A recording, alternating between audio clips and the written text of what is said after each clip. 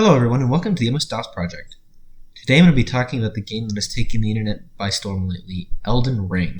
And I'm sure you're blue in the face hearing about Elden Ring, or you live under a rock, but I thought I would offer my thoughts on why I enjoy it so much and why so many people can't put it down and stop playing it. First, it might be good to give a little history on Elden Ring and its predecessors. Elden Ring was developed by From Software and published by Bandai Namco. From Software was founded in 1986 in Japan and became somewhat popular for their development of the King's Field games for PlayStation. In 2004, a young designer named Hidetaka Miyazaki joined the company to help develop one of the Armored Core games.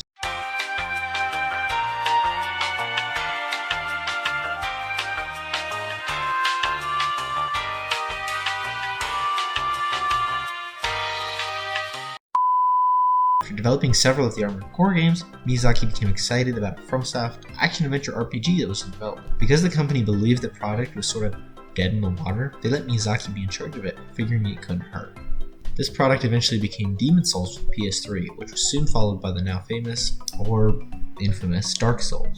These games were both massive successes for the company, and led to Miyazaki being promoted to the president of the company in 2014, which such a quick rise in a company was unheard of in Japan at the time. Although the company still developed other games, under the direction of Miyazaki they doubled down on this Souls-like genre, releasing 2 sequels to Dark Souls and similarly designed games in Bloodborne and Sekiro. Soon after the release of Dark Souls 3 in 2016, Miyazaki and his team decided to take the next entry to another level. Notably, they brought on George R. R. Martin to help do world and plot design. I guess he would rather do anything than write books these days. And they also decided to make a much more open world game. The result of all this work was Elden Ring, which released February 25th of 2022. For me, I'd heard about Elden Ring, but really knew nothing about it. But after hearing a bunch of people say a lot of really good things about it, I decided to impulse buy it. And now over 50 hours later, I can really see why it's so appealing to many people, me included. Well, one of the first things that stands out about Elden Ring, or any of the other FromSoft games, to even someone with cursory knowledge, is the difficulty. Although it would be enough to say this game is hard and leave it at that,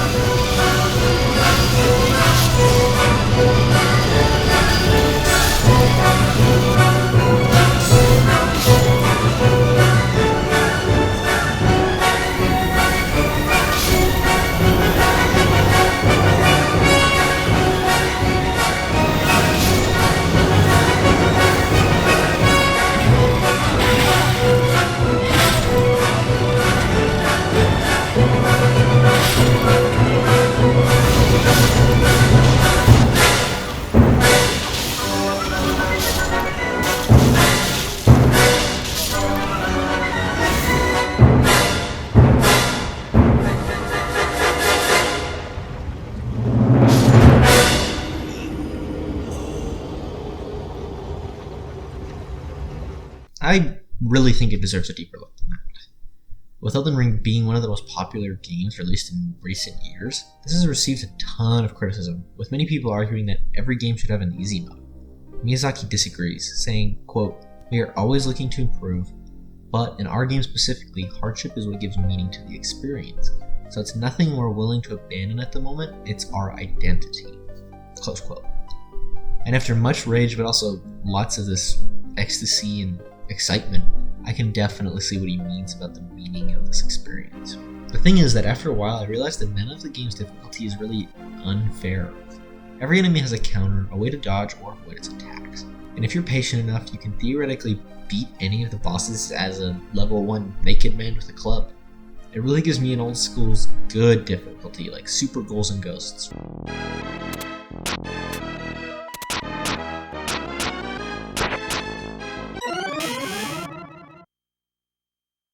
Where you will die, but every death will help you learn a little to help you get a little bit further.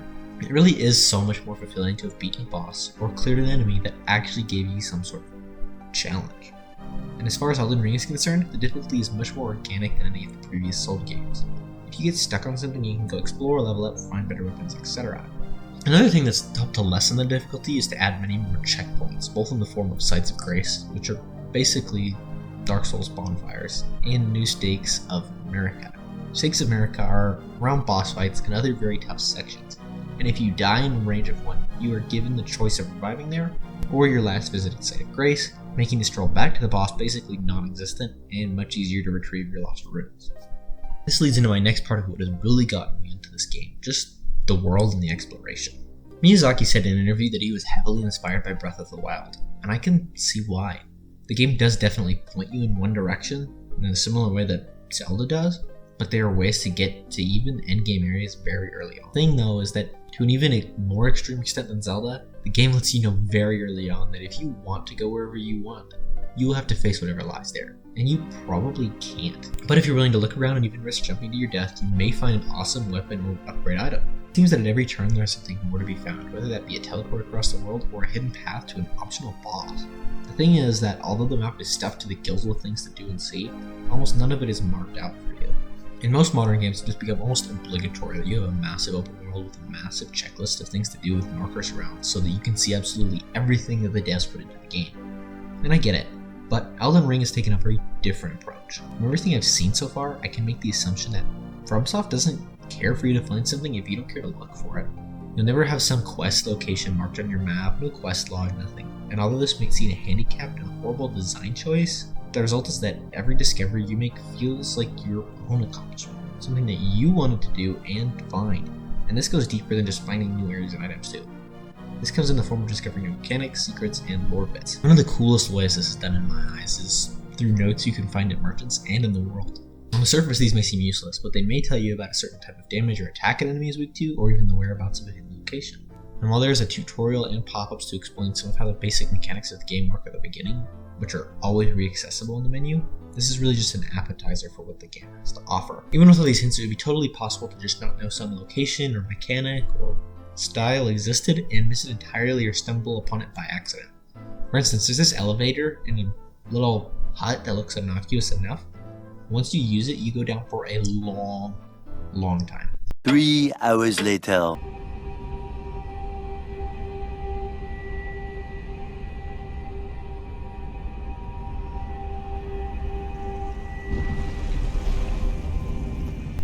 Before you get to the bottom, you get a glimpse of this massive underground.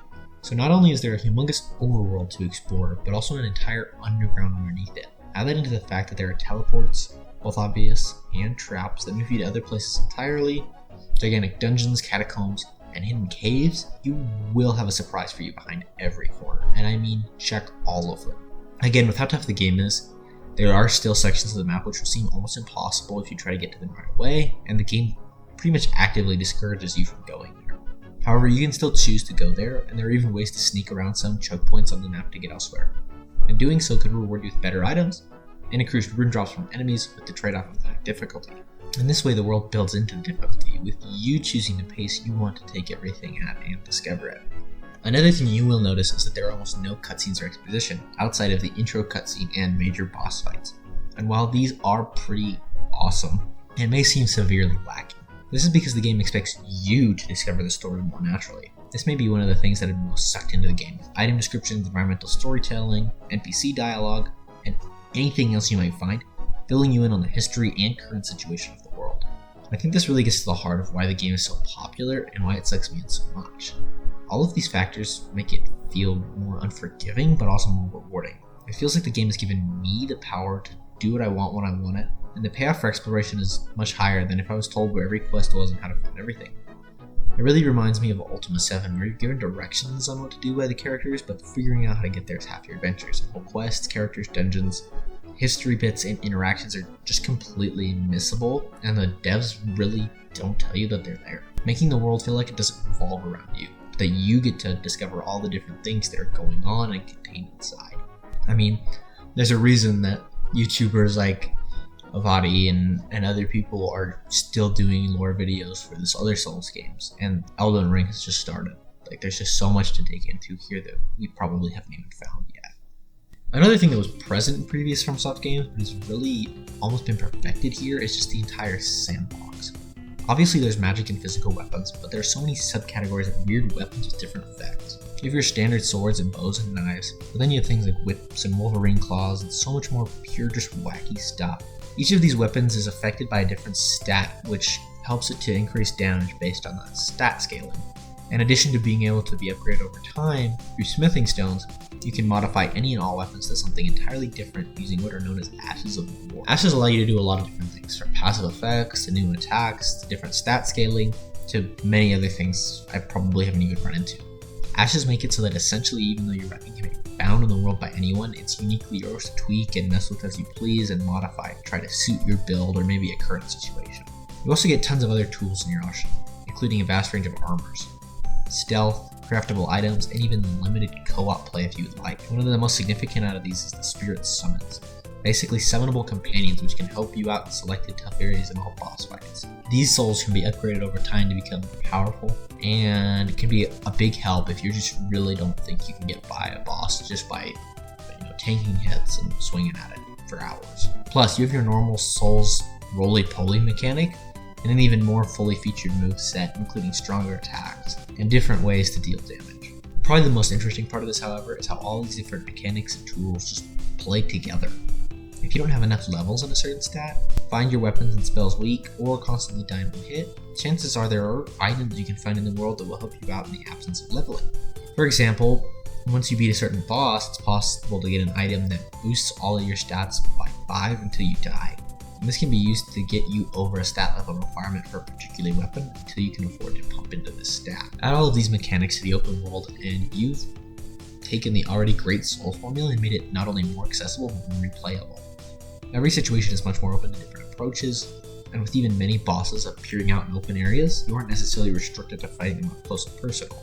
And this is one way in which the game has taken really clear and good inspiration from Breath of the Wild.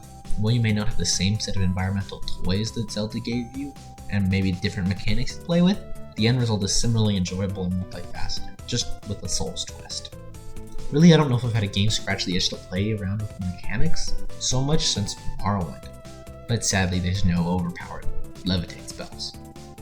And yes, while this can lead to Elden Ring being incredibly broken in parts if you so desire, I think that's okay. Not everything has to be perfectly balanced, and if you really want to reverse roles in the game, just melting bosses, I think that's perfectly okay. I'd rather take the risk of a game being too open and capable of possibly cheesing than not giving the player any freedom at all. Probably one of the most refreshing parts of the game though is the overall user experience and interface. I touched on this a bit in my discussion on the world, but I think there's a bit more I need to talk about. One of the first things you see from gameplay footage is just how minimalist the UI is.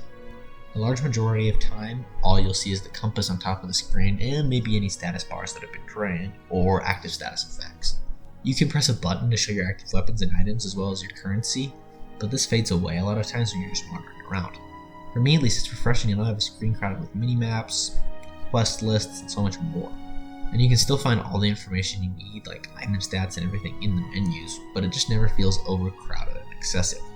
Although this might be controversial to some Ubisoft devs and who really don't have a place to talk about this, I think most people find it really refreshing. The other big thing I can't stress enough is the game is complete and has 0 microtransactions. You can't even buy cosmetics or anything, which you think would be common sense for a 99% single player game, but there's been a lot of microtransactions creeping into those games these days as well. Ubisoft. And as much as I love Halo Infinite, I can't deny that this game is much more feature rich. And with several patches coming out in the first few months, adding things including NPC map markers, expanding quests for certain characters, and more, which is really something that I wish other companies could figure out how to do. More than anything, I just enjoy playing a game that feels like it respects the intelligence of its users. Yes, you don't get quest markers, and sometimes your directions are vague, which, yes, is like Morrowind again, but honestly I enjoy the puzzle of finding places and items, as I just feel like that's an extra layer of immersion into the game world. It's just built around this concept of you figuring out that everything is a puzzle, nothing is clear, and I kind of like it that way. Plus, you are given 100 custom markers to place all over the map, and 5 beacons that can show up on your compass and in the world, and I've always felt like that's enough. One thing I do wish that they had was a rudimentary conversation log, maybe similar-ish to Morrowind's, so I could at least remember what NPCs have asked me to do. But I really don't mind writing too much. Ultima's really got me into that practice. Overall, I don't think I can do Elden Ring justice in even a much longer video, but I just wanted to share some of my personal thoughts while I'm still playing. More than anything, this is one of the most fulfilling games I've played in a long, long time. Every time I overcome an obstacle, I feel like I've accomplished something big. And there's just so much to see, do, and discover, people to talk to, just things that I find out just looking at the subreddit or just playing around on my own. I just feel like my 50 plus hours will easily double or maybe triple before this playthrough is over. In my eyes, Elden Ring is one of the best games that came out in the last 5+ years and has opened me up to a whole new series and genre of games. I hope you all have enjoyed this video and that I've shared something that either piques your interest or gives you a new perspective on the game. If you enjoyed this video, please consider leaving a like and subscribing. I know I haven't been very consistent in uploading, but I'm hoping that with some exceptions I'm able to start uploading maybe once a week or every other week, and that even if it's content like this and it's different, a little bit different than what I've done before, that it can be something that interests you guys. Thanks so much for watching, and I hope you have a wonderful rest of your day.